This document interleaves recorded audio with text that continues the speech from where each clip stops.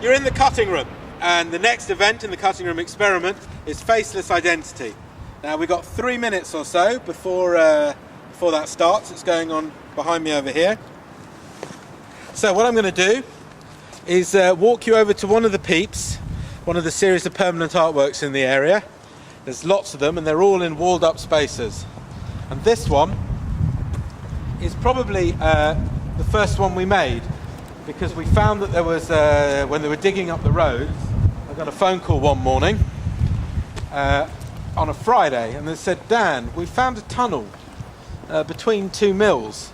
It looks really interesting. It was ancient.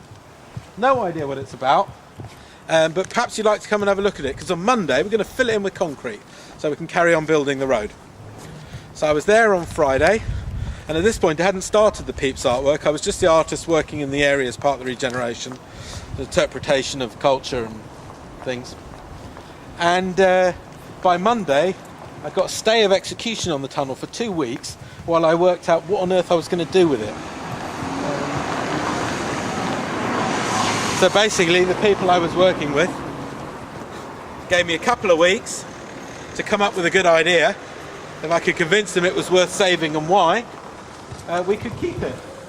So this is a tunnel, it turns out, that connected two of the mills. So when people lived and worked in Ancoats, when you came to work at 7:30 in the morning, you were locked in. That was it. They didn't want anybody going out in the streets. It was dangerous. And you'd lose your products and people would get hurt. Who knows? And so what they did was they moved the product. They needed to move the product, not through the streets as the mills expanded from block to block. They needed to move it either overground or underground. And so this network of tunnels was crucial, and it's part of why Ancoats is thought of as the world's largest industrial suburb, because all these mills started to eat up the roads and make connections between different buildings till it was acting as one giant complex.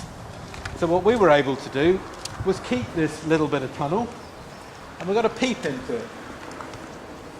The peep is built through an Ancoats stone, which is one of the stones we found as we were digging up in the area.